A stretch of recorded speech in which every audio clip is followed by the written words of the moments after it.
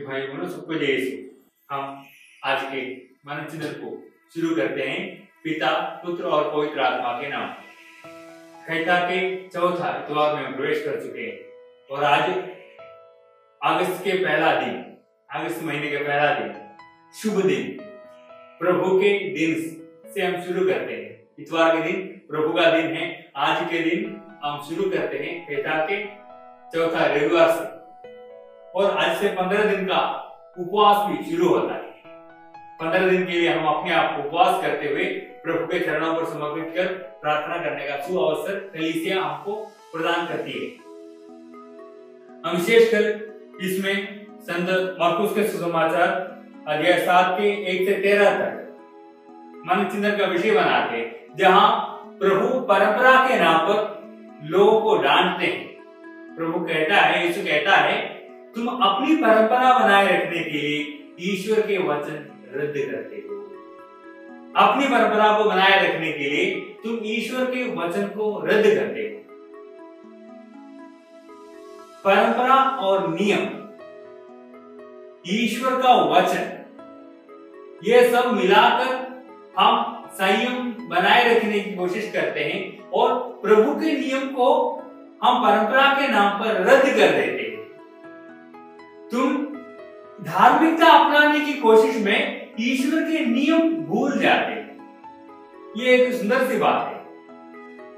आप पढ़ेंगे मत्ती के सुसमाचार में अध्याय 9 के 13 में आप पढ़ेंगे, मैं बलिदान नहीं बल्कि दया चाहता हूं। जाके सीख लो इसका मतलब क्या है कि मैं बलिदान नहीं बल्कि दया चाहता हूं। प्रभु यीशु दया और प्रेम के पाठ सिखाने आया, लेकिन लोग इससे ज्यादा धार्मिकता को ही बनाए रखना और धार्मिकता में अडिग रहना पसंद करते हैं, जिसे प्रभु नकार देते हैं, जिसे प्रभु डांटते हैं। ईश्वर का नियम रद्द करना और परंपरा को बनाए रखना, इन सब में ये हमारे जीवन में भी हमें स्पष्ट रूप से इसे पहचानने और देखने की जरूरत है। क्या हम अपनी परंपरा में धार्मिक बातों में ही लगे रहते हैं और हम ईश्वर के नियम, ईश्वर के वचन की उपासना, उस पर अडिग रहना भूल गए? फरीसियों और धार्मिक लोगों के जीवन में जो हुआ, नाकेदारों के जीवन में जो हुआ, वो हमारे जीवन में घटित ना हो। विशेषकर हमें इन बातों पर ध्यान देने की जरूरत है। प्रभु कहता है, मैं जो तुम्हें नई शिक्षा दे रहा हूं, वो शिक्षा प्रेम की शिक्षा है। अब तक तुम जो समझे आए हो, अब तक तुम जो परंपरा बनाए रखे आए हो, वो दूसरों की निंदा करना, दूसरों को त्याग देना, दूसरों की अवहेलना करना, दूसरों को दूर करना, ये सब बातें। लेकिन मैं कहता हूं, अपने शत्रुओं से भी प्रेम करो। जो तुमसे मांगता है उसे दे दो। जो तुमसे उधार लेना चाहता है उसे मुंह मत मोड़ो। जो तुम्हारे दाहिने गाल पर थप्पड़ मारता है उसे अपने भाई भी दिखाओ।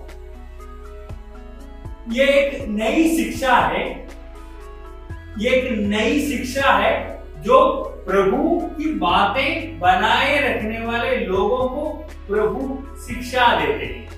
इस शिक्षा को स्वीकार करने से ही जीवन, अनंत जीवन हम पा सकते हैं।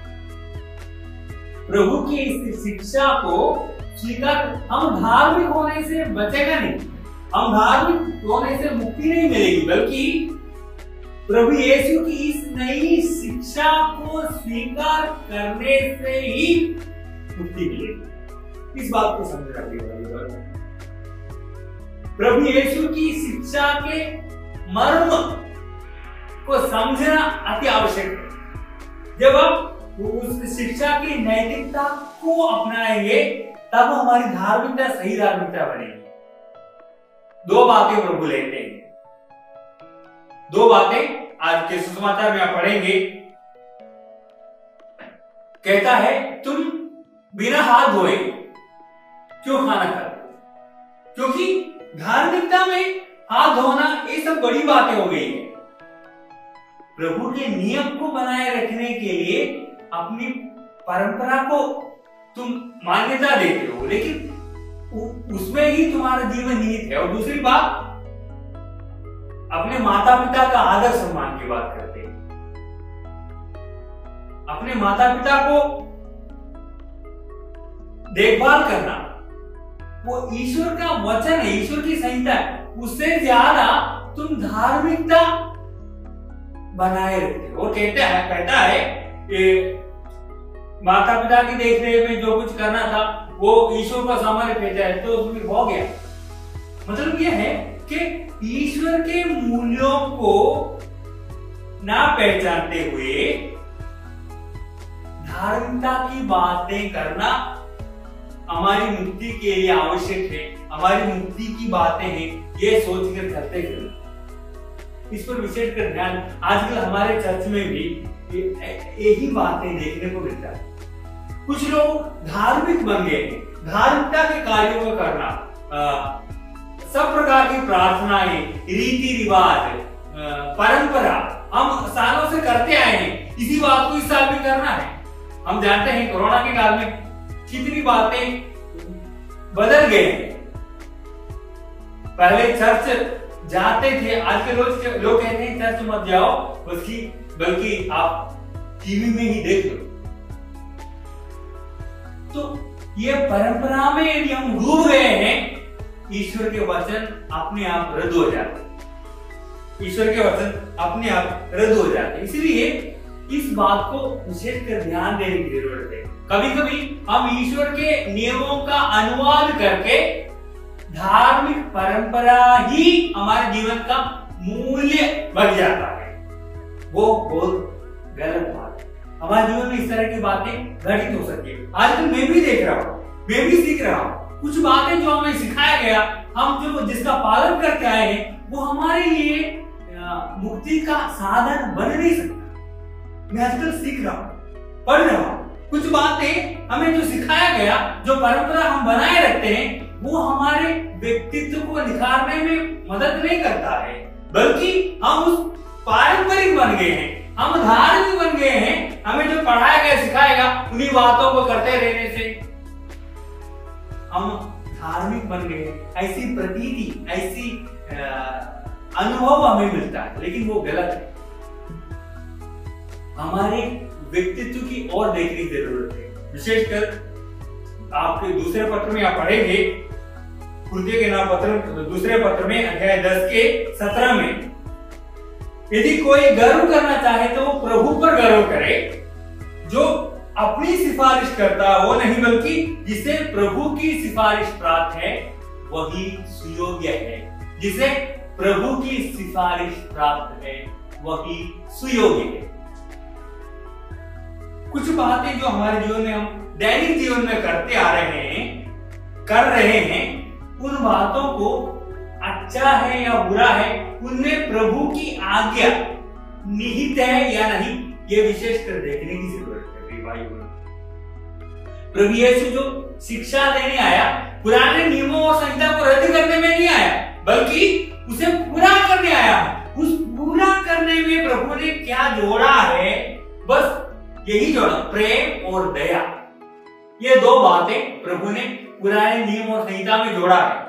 तो हम क्या इससे प्रेरित होकर, प्रेम और दया से प्रेरित होकर कार्य करते हैं, या फिर हमें जो पढ़ाया गया, सिखाया गया, उन्हीं मूल्यों को हम अपनाकर, आंखें बंद कर, कानें बंद कर हम पालन करते आ रहे हैं, पालन करते जा रहे हैं? विचार करने की जरूरत है। यह हमें मुक्ति नहीं दे सकती, बल्कि प्रभु का नियम जो प्रभु ने जोड़ा, प्रेम और दया, ये दोनों बातों को, प्रेम और दया को हमारी धार्मिकता में अपनाने से ही हमें मुक्ति मिलेगी। इसलिए देखने की, जिसे प्रभु की सिफारिश प्राप्त है वही सुयोग्य है। जो हमें धार्मिकता की शिक्षा देते हैं, हम फादर खुद हैं, हम सिस्टर खुद हैं, हम कैटेकिस्ट खुद हैं, हम सुयोग्य तभी बनेंगे जब हम प्रभु के इस प्रेम और दया की भावना को पूर्ण रूप से हमारी धार्मिकता में अपनाए हुए हैं, तभी हमें मुक्ति मिलेगी। और हम प्रभु की शिक्षा, हमारी शिक्षा प्रभु की सही तब होगी जब हम हमारी शिक्षा में, हमारी धार्मिकता में प्रेम और दया की भावनाओं को सम्मिलित करें। आज का ये पाठ द्वारा हम इसे प्रभु से प्रार्थना करें कि हमारे धार्मिकता के मूल्यों में यदि प्रेम और दया की कमी आ गई है तो उसे भरकर, उसे शामिल कर हम अपने जीवन को मूल्यवान बनाएं। यह हमारे लिए मुक्ति प्रदान करता है। सबको शुभकामनाएं देता हूं। प्रभु के आशीष और कृपा के लिए प्रार्थना करता हूं।